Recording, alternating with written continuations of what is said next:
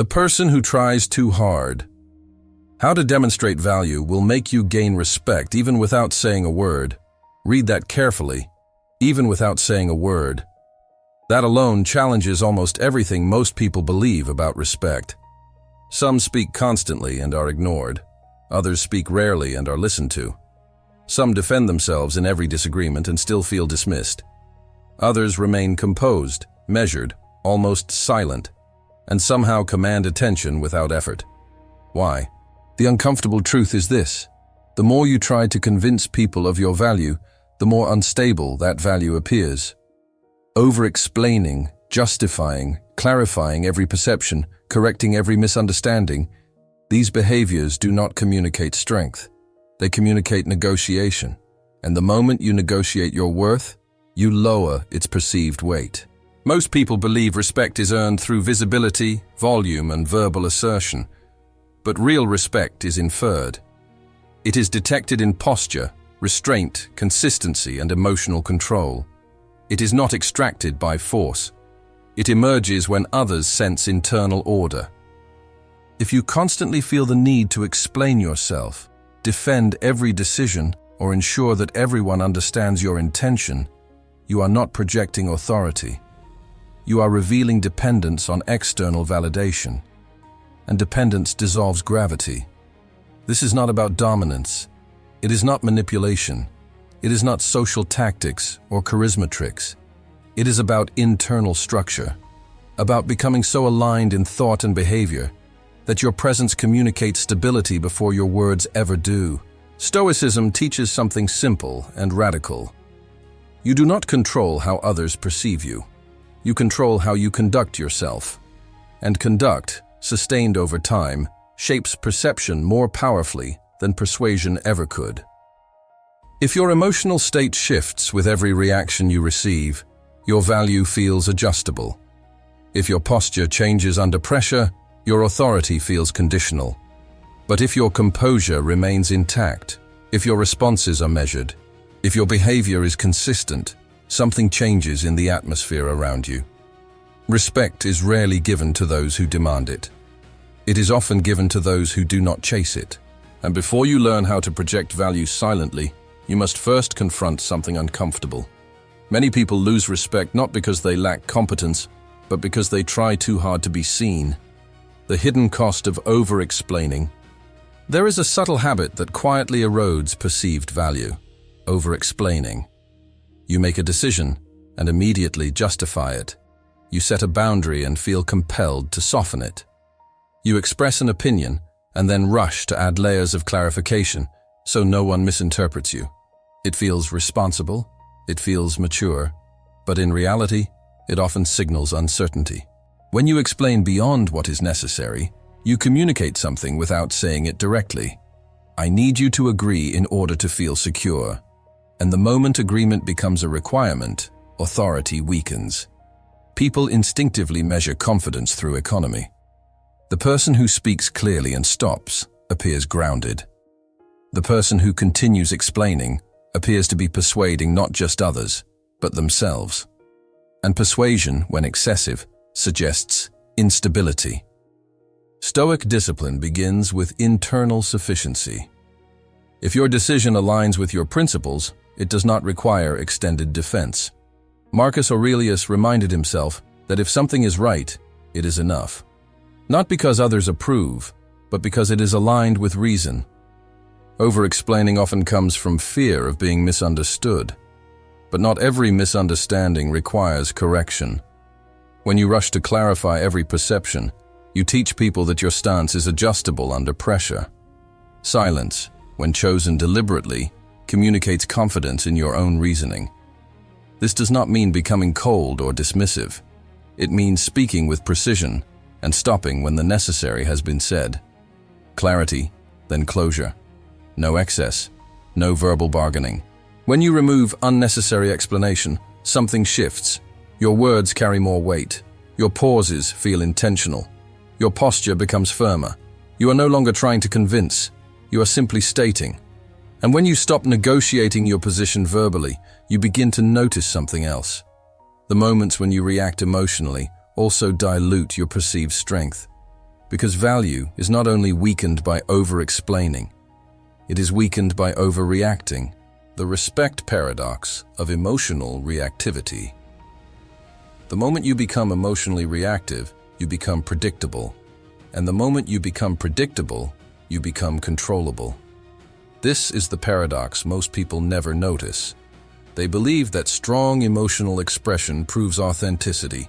In reality, uncontrolled reaction often signals instability. When someone provokes you and you respond instantly, they learn something valuable about you. They learn where your triggers are. They learn how to shift your emotional state. They learn that your composure depends on external behavior. And once that pattern is visible, your authority weakens. Emotional volatility creates the impression that your internal structure is fragile, not because you feel, but because you are governed by what you feel. Stoicism never demanded emotional suppression. It demanded emotional governance. There is a difference between experiencing anger and being directed by it. Respect grows in the presence of emotional steadiness. When pressure rises and your posture remains intact, observers register control. When tension increases and your tone does not escalate, people detect internal discipline. This discipline communicates something powerful. You are not easily moved. Reactive behavior also transfers power. When you defend impulsively, you position yourself as responding to someone else's frame. When you react with visible agitation, you confirm that the other person has influenced your state. Authority does not chase reaction. It selects response. This is not about becoming indifferent. It is about becoming deliberate. A delayed breath before answering. A measured tone instead of a raised one. A refusal to mirror emotional intensity. These small adjustments change how your presence is perceived. The Stoic understands that the only domain fully within control is conduct. If your emotional state fluctuates with every interaction, your perceived value fluctuates with it. But when your reactions are chosen rather than triggered, something stabilizes around you. And once emotional volatility decreases, another realization begins to surface. Respect is rarely awarded because of what you declare about yourself. It is inferred from signals you may not even realize you are sending. The psychology of value signaling. Most people believe value is communicated through declaration, through stating credentials, listing achievements, emphasizing effort. But real value is rarely believed because it is spoken. It is inferred because it is observed. Human perception works quietly. People do not measure you only by what you say about yourself. They measure the coherence between your words, your tone, your posture, your reactions, and your consistency over time. If those elements align, value is assumed. If they conflict, value is questioned. You do not have to say you are competent if your decisions are clear. You do not have to say you are confident if your demeanor remains steady under pressure. You do not have to say you are disciplined if your actions are consistent without announcement. Value is read through patterns, not proclamations. The problem arises when someone attempts to compensate verbally for what is not yet embodied behaviorally. When the words are strong, but the posture is uncertain. When the claims are bold, but the reactions are fragile. Inconsistency creates doubt, and doubt weakens respect. Stoicism emphasizes alignment. To live according to reason is to create internal order. And internal order manifests externally without force. When your self-perception is stable, your behavior reflects it naturally. You do not try to project value. You simply act in accordance with your principles. There is also a subtle social mechanism at play. When you declare value directly, you place others in the position of either accepting or rejecting your claim. When you embody value silently, you allow others to reach their own conclusion. And conclusions formed independently are stronger than conclusions imposed. Value signaling is constant. In how you enter a room, in how you handle interruption, in how you respond to disagreement. Every micro-behavior communicates how you perceive yourself, and people respond to that perception more than to your words. If you see yourself as needing validation, your behavior leaks it. If you see yourself as internally sufficient, your behavior reflects it. The Stoic does not chase perception. He governs conduct, and conduct, repeated consistently, shapes perception. Once you understand that value is inferred rather than declared, another fear begins to surface, the fear of being misunderstood. There is a subtle anxiety that drives much of over-communication, the fear of being misunderstood. The moment someone interprets you incorrectly, you feel compelled to correct it, to clarify your intention, to explain the nuance, to repair the perception immediately. But here is the uncomfortable truth. The need to correct every misunderstanding reveals insecurity more than clarity. When you rush to fix how you are perceived, you signal that your internal stability depends on external interpretation. You teach people that their opinion can destabilize you. And once that dependency is visible, your presence loses weight. Not every misunderstanding is a threat. Some are temporary, some are irrelevant, some resolve themselves through consistent behavior over time. The Stoic understands that reputation is partly outside his control. What he controls is conduct. If conduct remains aligned, perception will eventually adjust or become irrelevant. There is also a deeper principle at work. When you interrupt constantly to defend your image, you center the interaction around your ego. When you allow silence, you communicate trust in your own consistency.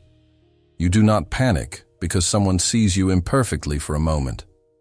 This does not mean ignoring false accusations in serious contexts. It means distinguishing between situations that require correction and situations that require composure. Most misunderstandings dissolve through stability, not argument. People often respect those who do not scramble to control every narrative. Calm under misinterpretation suggests confidence in long-term credibility. Emotional urgency suggests fragility. The Stoic posture is not passive, it is selective.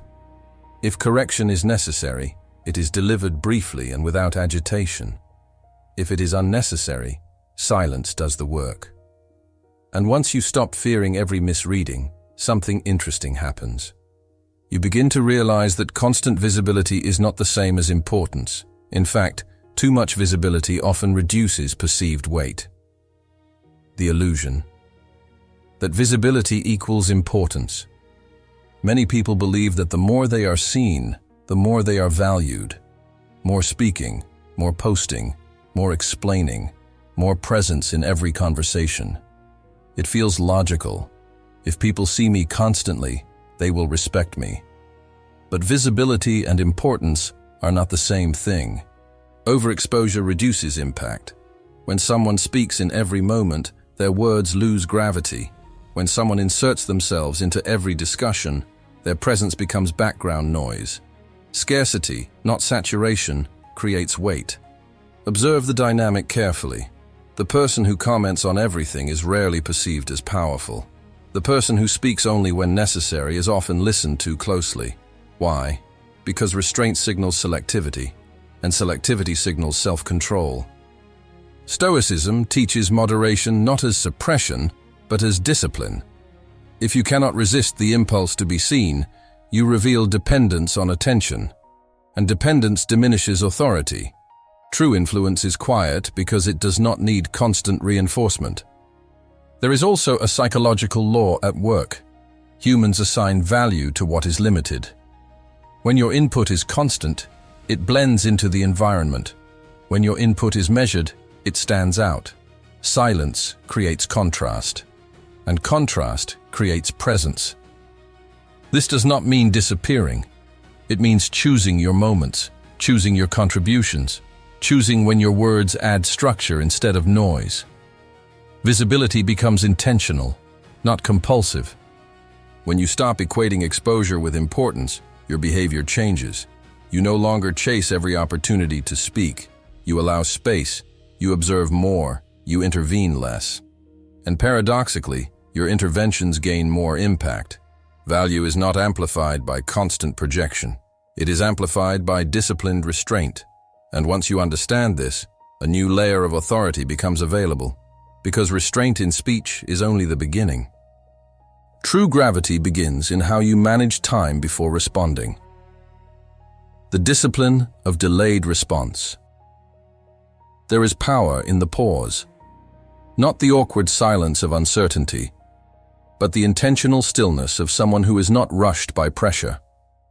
When you respond instantly to everything, you communicate urgency. When you take a measured moment, you communicate control. Most people answer immediately because they fear silence. They fear that hesitation will be interpreted as weakness. In reality, thoughtful delay often signals composure. It shows that you are not reacting. You are considering. A delayed response shifts psychological gravity. The other person senses that your words are chosen, not triggered, that your reaction is not automatic, and when your responses are not predictable, your presence becomes harder to manipulate. Stoicism emphasizes governance of impulse.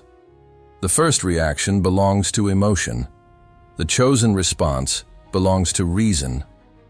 The gap between the two is where authority lives. If that gap does not exist, you are driven. If it exists consistently, you are directing. This habit is subtle but transformative. A breath before answering, a brief silence before agreeing or disagreeing, a calm expression while others escalate. These pauses create tension in the room.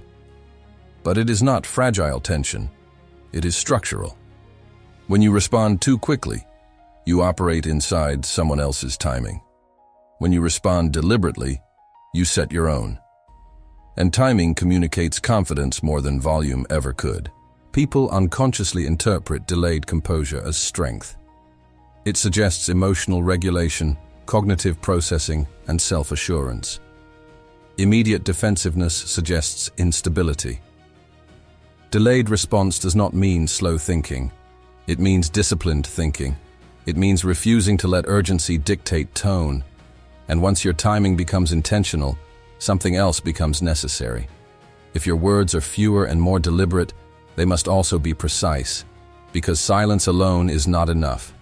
Economy of language determines whether your voice carries weight or dissolves into noise. The economy of words. When every sentence is extended, diluted, and padded with excess explanation, its impact weakens. Words are like currency. The more you spend without necessity, the less value each unit holds. Authority in speech does not come from volume. It comes from precision. Economy of words is not coldness. It is clarity. It is the discipline of saying exactly what is needed and nothing beyond it. When you speak with structure, your message feels anchored. When you ramble, it feels negotiable. Many people believe that adding more detail strengthens their position. Often, it does the opposite. Excess language creates openings for doubt. It reveals internal hesitation. It signals that you are trying to ensure acceptance, rather than simply stating your position. The Stoic approach to speech is simple. Speak what is true, necessary, and aligned with reason. Nothing more. When your words are measured, they carry density. They are easier to remember, harder to dismiss. There is also psychological weight in brevity. Short, deliberate statements force attention. They require the listener to lean in. They communicate confidence in the idea itself. You do not need decoration when the structure is solid. Economy also prevents emotional leakage. The longer you speak under pressure, the more likely insecurity or agitation will surface. Fewer words mean fewer opportunities to reveal instability. This does not mean avoiding conversation. It means eliminating verbal noise. Replace explanation with assertion. Replace repetition with conclusion. Replace emotional tone with steady cadence. When your words are disciplined, your presence becomes heavier. Others begin to measure what you say more carefully because you do not waste it. And once speech becomes precise, the next layer of silent authority reveals itself. It is not only what you say, it is what your face communicates before you speak. Because even in silence, expression speaks. The neutral face of strength. Before you speak, your face has already communicated something. Micro-expressions reveal impatience. Eyebrows react to disagreement. A tightened jaw signals defensiveness. A quick smirk exposes contempt. Most of this happens unconsciously, yet it shapes how others interpret your presence. Emotional leakage through expression weakens perceived stability, not because feeling is wrong, but because visible agitation suggests internal turbulence. When your face shifts with every comment, you signal that external input directly alters your state. The neutral face of strength is not emotionless, it is composed. It reflects attentiveness without surrendering control. It shows engagement without exposure of insecurity. This composure communicates something powerful. You are processing, not reacting. Stoic discipline begins internally but manifests physically. If your thoughts are governed, your expressions follow. The body mirrors the mind. When the mind is ordered, the face remains steady. And that steadiness creates gravity. People instinctively look for cues of dominance and vulnerability. An uncontrolled expression reveals vulnerability. A measured expression suggests sovereignty. When you do not visibly flinch under pressure, others hesitate before escalating. This does not require rigidity. It requires awareness. Notice how often your expression changes before you choose it. Notice how often you mirror others emotionally without intention. Each of these reactions reveals that your internal state is still reactive. Train yourself to observe before responding physically. Maintain eye contact without aggression. Relax the jaw. Keep posture upright. Allow silence to exist without nervous movement. These subtle signals communicate more than arguments ever will. The neutral face is not performance, it is alignment. When your mind is not racing to defend or impress, your expression stabilizes naturally. And once your external reactions become disciplined, a new power emerges. Because strength is not only visible in restraint, it is visible in how you listen. And listening, when done correctly, shifts authority without a single word.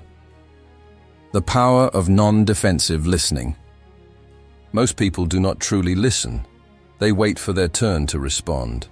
They prepare rebuttals while the other person is still speaking. And when criticism appears, they shift into defense immediately. That shift is subtle but powerful.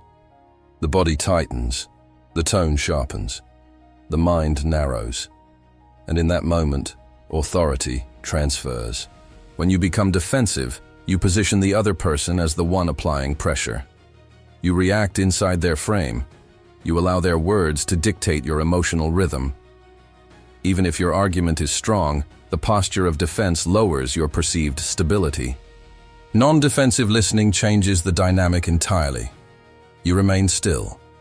You allow the full statement to finish. You do not interrupt. You do not rush to correct. You let the silence hang. That silence creates psychological imbalance. The other person expects resistance. When it does not come, something shifts. This is not submission. It is strength. The Stoic does not feel threatened by disagreement. He examines it. If there is truth in it, he adjusts. If there is not, he remains unmoved. Either way, his internal structure remains intact. When you listen without agitation, you communicate confidence. You show that critique does not destabilize you. You reveal that your identity is not fragile. And fragility is what often destroys respect. Non-defensive listening also increases clarity. Without the urgency to protect your ego, you hear more accurately. You respond with reason instead of emotion. And reason carries more weight than reaction. There is also restraint in choosing not to justify immediately. Sometimes the strongest response is acknowledgement without escalation, a simple, calm reply after full consideration. No raised tone, no defensive posture, just clarity. When others realize they cannot provoke you into reactivity, their strategy loses power. Respect grows not because you dominate the conversation, but because you remain steady within it. And once you master the discipline of listening without defense, the next step becomes inevitable. Because respect does not only grow from composure, it grows from the standards you refuse to lower. The standard you refuse to lower. Respect is not built in moments of comfort. It is built in moments of pressure. When tension rises, when provocation appears, when shortcuts are available. In those moments, one question determines everything. Will you lower your standard to match the environment? Many people do. They mirror sarcasm with sarcasm. They respond to disrespect with disrespect. They compromise tone to win approval. And in doing so, they teach others how easily their posture can shift. The standard you refuse to lower is silent authority. It is the line you draw internally long before conflict begins.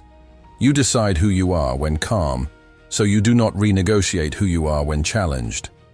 Stoicism emphasizes virtue as the highest measure, not convenience, not reaction. Virtue means you do not betray your principles to gain temporary advantage.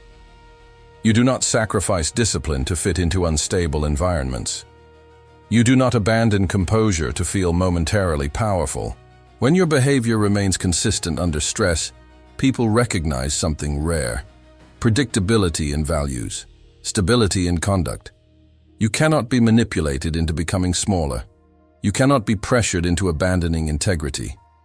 This does not mean rigidity. It means clarity. You know what you will not do. You know what tone you will not adopt. You know what lines you will not cross, even if others invite you to cross them.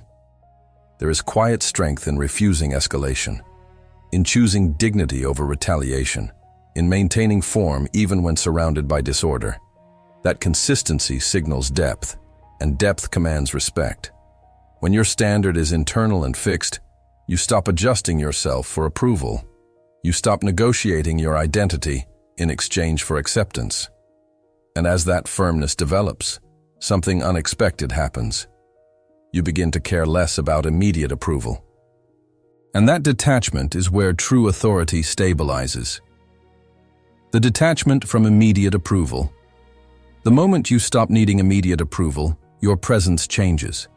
There is less urgency in your tone, less tension in your posture, less hunger in your speech, and hunger, when visible, weakens authority. Most people unconsciously seek confirmation after they speak. They scan faces for agreement.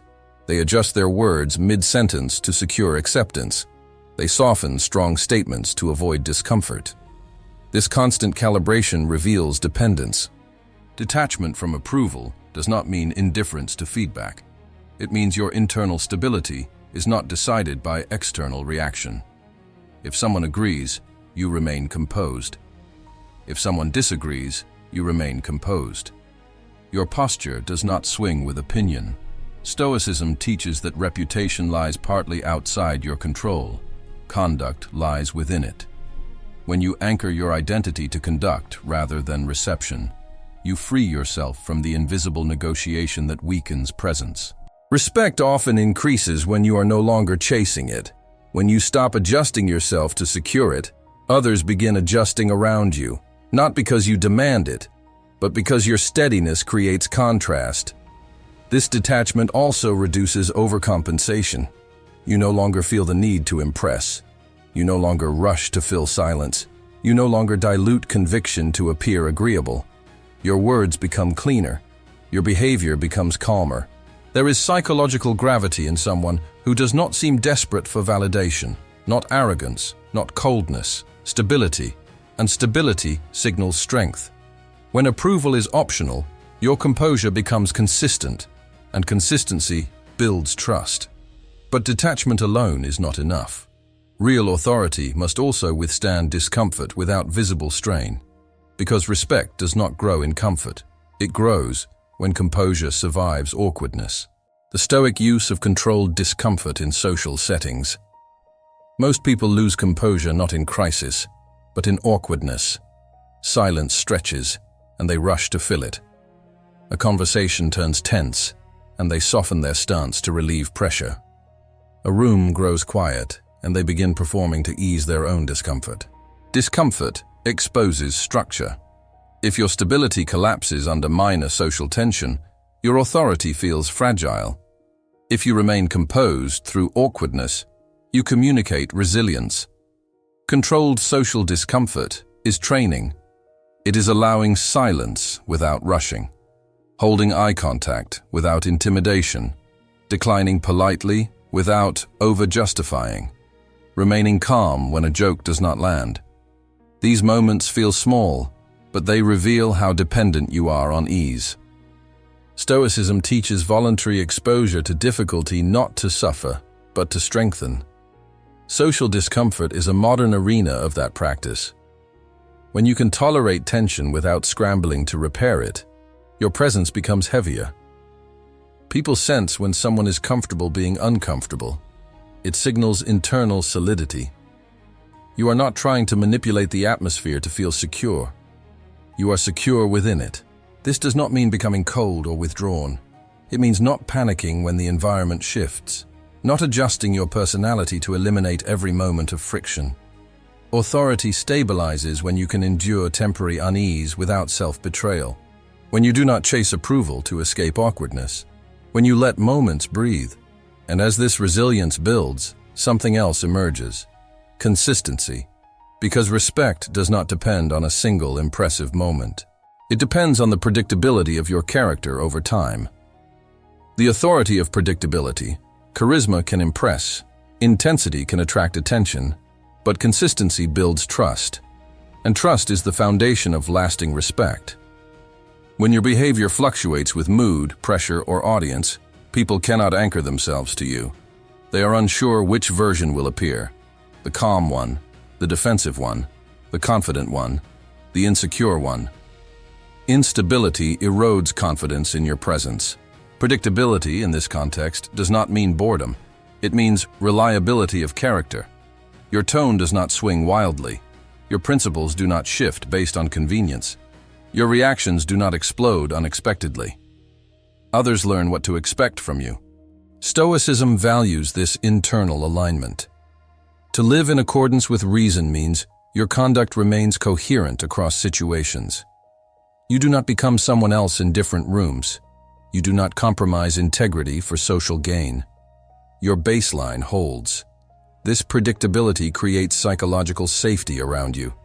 People know that pressure will not provoke chaos. Disagreement will not produce aggression. Success will not create arrogance. Failure will not create collapse. Emotional stability carries more weight than dramatic confidence. Because confidence can be performance. Stability cannot be faked for long. When your reactions are measured and your behavior steady, your presence feels structured. Others relax around structure. They respect it. They rely on it. Authority is not built in a single moment of strength. It is built in repeated demonstrations of composure.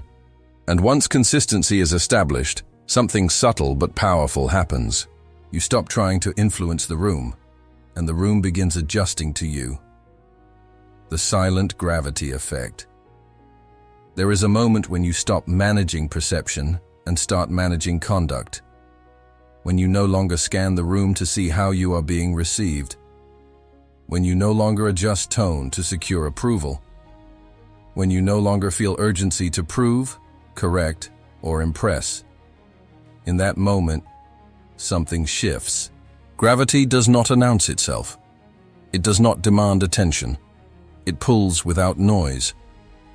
And in social dynamics, the same principle applies. When your posture is steady, your response is measured, your standards consistent, others begin to recalibrate unconsciously. You are no longer chasing reaction. You are no longer reacting to chase. You remain centered, and that center becomes reference. People begin to speak more carefully around you, not because you intimidate them, but because your restraint creates contrast. They hesitate before escalating because escalation does not move you. They reconsider tone because tone does not destabilize you. This is not manipulation. It is consequence. When you stop adjusting yourself to every external fluctuation, others sense that you cannot be easily redirected, and humans respect what is not easily moved. The silent gravity effect emerges slowly. It is not dramatic. It is cumulative. Each moment of composure, each refusal to over-explain, each controlled response, each maintained standard. Over time, these behaviors construct presence, and presence is different from performance. Performance seeks applause. Presence requires none.